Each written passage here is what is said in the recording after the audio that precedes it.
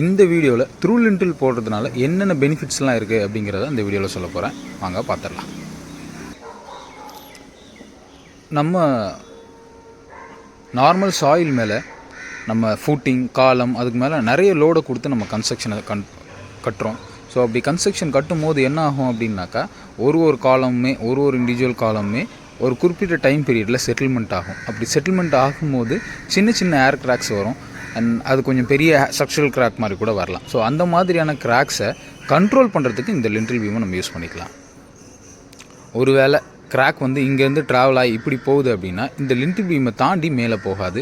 So இது ஒரு barrier மாதிரி ரியாக்ட் பண்ணும். அதே மாதிரி லோட் டிஸ்ட்ரிபியூஷன், அதாவது 7 அடிக்கு மேலே இருக்க இந்த லோடு எல்லாமே காலமுக்கு திரும்பவும் போயிட்டு ஃபவுண்டேஷனுக்கு போயிடும்.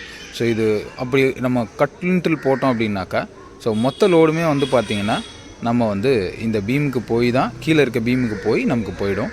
ஸோ அந்த மாதிரி ஆகாமல் நம்ம மேலே இருக்க 3 ஃபீட் லோடை இப்படி டிஸ்ட்ரிபியூட் பண்ண முடியும்.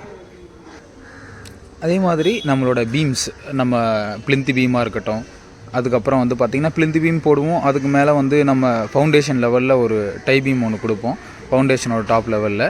அதுக்கப்புறம் பார்த்திங்கன்னா நம்ம இந்த மாதிரி ஒரு லிண்டில் பீம் கொடுக்குறோம், அதுக்கு மேலே இருக்க பீம். ஸோ இது ஒரு 4 லேயரால் நம்ம பிரிக்கிறதுனால பார்த்திங்க அப்படின்னாக்கா நம்ம எர்த்குவாக் ரெசிஸ்டண்ட்டாக இருக்கும். ஒரு எர்த்குவாக் வருது அப்படின்னாலுமே கூட கொஞ்சம் டக்டைலாக இருக்கும், கொஞ்சம் வளையும் தன்மையாக இருக்கும்.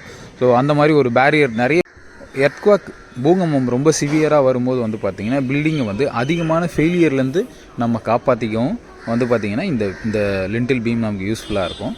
ஸோ இந்த மாதிரி நிறைய பேரியர் நடுவில் பீம் கொடுக்குறோம் இல்லைங்களா, பிளிந்த் பீமாக இருக்கட்டும், ஃபவுண்டேஷன் லெவலில் ஒரு டை பீம் கொடுப்போம், இந்த மாதிரியான லிண்டில் பீம், அதுக்கு மேலே இருக்க பீம், இந்த மாதிரி ஃபவுண்டேஷனை நிறைய லேயராக நம்ம பீம்னால் பிரிக்கும் போது பில்டிங் டக்டைலாக இருக்கும், அதோட வளையும் தன்மை நல்லாயிருக்கும். ஸோ அதனால் நமக்கு பில்டிங் எர்த்குவாக்னாலேயோ இல்லை நேச்சுரல் டிசாஸ்டர்னால வரக்கூடிய அதிகமான பிரச்சனையிலேருந்து நம்ம பில்டிங்கை கொஞ்சம் தற்காத்துக்க முடியும். ஸோ அதுக்கும் இந்த லிண்டில் பீம் ரொம்ப ஹெல்ப்ஃபுல்லாக இருக்கும். அதாவது இந்த த்ரூ லிண்டில் சொல்கிறோம்.